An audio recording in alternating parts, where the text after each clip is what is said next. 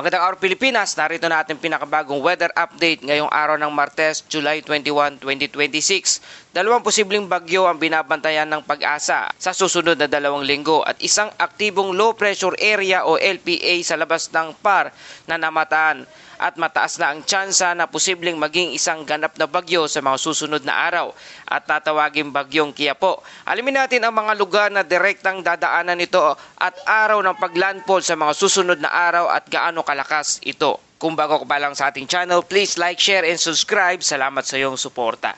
Mga kababayan, unahin natin ang isang low pressure area o LPA na tinutukoy bilang isang LPA 07D, ang opisyal ng minomonitor ng DOST Pag-asa. Namataan ang sentro nito na sa layong 1,540 km silangan ng southeastern Luzon, kaya nananatili pa rin itong nasa labas ng Philippine Area of Responsibility. Kasabay nito, ang Joint Typhoon Warning Center o JTWC ay patuloy ding binabantayan ang parehong weather disturbance bilang isang Invest 92W. Sa kasalukuyan, ang Invest 92W ay may maximum sustained wind na humugot kumulang na 30 km bawat oras at may minimum central pressure na 1,007 hectopascal. Bagamat mababa pa ang pagtataya ng JTWC para sa agarang tropical cyclone development, ipinapakita naman ang pagsusuri ng Pag-asa na katamtaman na ang posibilidad na lalo pa itong lumakas sa loob ng susunod na 24 oras. Kapag nagpatuloy ang pag-organisa ng sirkulasyon nito at tuluyang naging isang tropical cyclone sa loob ng PAR, tatawagin ito ng Pag-asa bilang isang bagyong Qiapo. Sa ngayon, ang low pressure area ay nasa bahagi ng Philippine Sea kung saan nananatiling mainit ang temperatura ng karagatan, isang mahalagang sangkap para paglakas ng tropical cyclone. Habang kumikilos ito pa kanluran hanggang kanlurang hilagang kanluran, inaasang mas magiging organisado ang sirkulasyon nito sa mga susunod na araw kung mananatiling favorable ang kondisyon ng atmosphere. Sa kasalukuyan, hindi pa tiyak kung direktang tatawid ito sa kalupaan ng Pilipinas o lilihis pa hilaga. Gayunpaman, batay sa mga unang projection, may posibilidad itong lumapit sa hilagang bahagi ng Luzon pagsapit ng Huwebes, Biyernes o kaya ngayong weekend. Kahit hindi ito maglandfall, sapat na ang lawak ng sirkulasyon nito upang hilahin at palakasin ang habagat na siyang maaring maging pangunahing sanhi ng malawakang pag-ulan sa kanlurang bahagi ng bansa. Ito ang sitwasyon ng madalas na nakikita sa panahon ng habagat kung saan ang pinakamalakas na pag-ulan ay hindi laging nasa sentro ng bagyo kundi nasa bahaging hihigupin nito ang hangin mula sa West Philippine Sea. Mga kababayan, dahil umiiral pa rin ang southwest monsoon, patuloy na nakakaranas ng maulap na kalangitan at mga pag-ulan ang ilang bahagi ng bansa. Ang pinakamalakas na maging epekto nito ay sa lugar ng Western Visayas, Negros Island Region, Zamboanga Peninsula, BARMM. Sa mga lugar na ito, inaasahan ang maulap na kalangitan na may kalat-kalat na pag-ulan at pagkidlat, pagkulog na maaaring magdulot ng katamtaman hanggang minsang malalakas na pagbuhos ng ulan. Dahil dito nananatiling mataas ang posibilidad ng biglaang pagbaha at pagguho ng lupa, lalo na sa mga mabababang lugar at bulubunduking komunidad. Samantala, makakaranas naman ng isolated rain shower at thunderstorm ang Metro Manila, Ilocos Region, Cordillera, Administrative Region, Mimaropa, Batanes, Babuyan Island, Zambales, Bataan, Cavite, Batangas at sa nalalabing bahagi ng Mindanao. Sa natitirang bahagi ng bansa, ang mga pag-ulan ay pangunahing dulot ng localized thunderstorm, partikular tuwing hapon at gabi. Mga kababayan, sa buong bansa, inaasahan ng mahina hanggang katamtamang lakas ng hangin para sa kalagayan ng ating karagatan. Sa Southern Luzon, Visayas at Mindanao, ang hangin ay nagbumula sa timog kanluran hanggang kanluran, habang inalalabing bahagi ng Luzon ay mula sa timog hanggang timog kanluran. Ang taas ng alon sa mga karagatan ay nasa pagitan ng 0.6 hanggang 1.5 metro ang taas, kaya nananatiling slight hanggang moderate seas ang kondisyon ng dagat. Sa ngayon ay wala pang gale warning, ngunit maaring mabilis itong magbago kung patuloy na lalakas ang binabantayang low pressure area. Para sa ating weather outlook sa mga susunod na 2 hanggang 3 araw, ito ang mga dapat nating bantayan.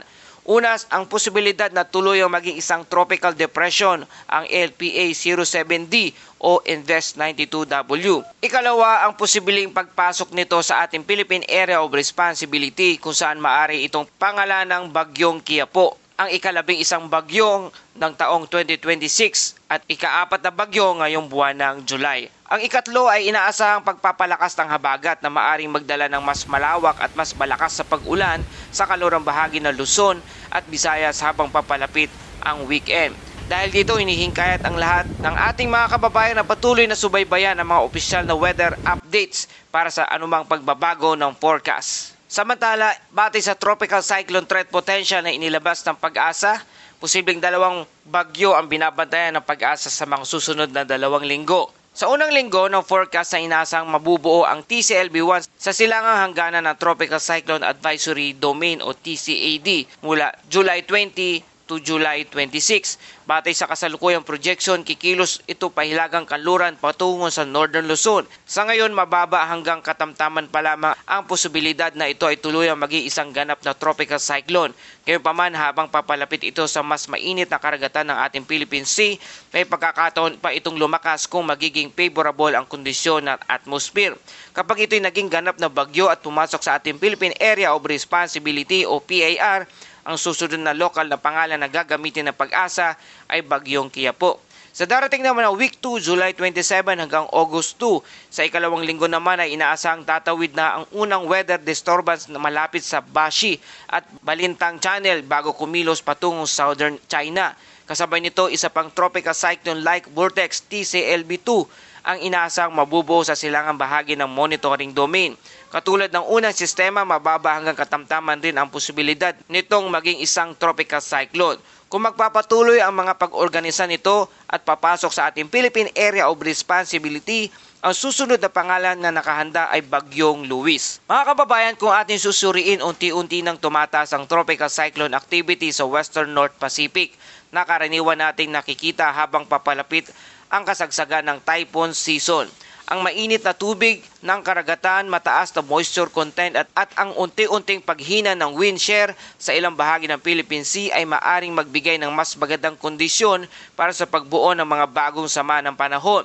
Gayunpaman, mahalagang tandaan na ang TCLB ay hindi pa isang bagyo. Isa pa lamang itong lugar kung saan may potensyal na mabuo ang isang tropical cyclone. Ibig sabihin, maaari pa rin magbago ang lokasyon, direksyon, bilis ng pagkilos o maging ang posibilidad nitong lumakas depende sa magiging kondisyon ng atmosphere sa mga susunod na araw. Sa ngayon, wala pang sapat na batayan upang sabihin kung magkakaroon ng direktang landfall sa Pilipinas.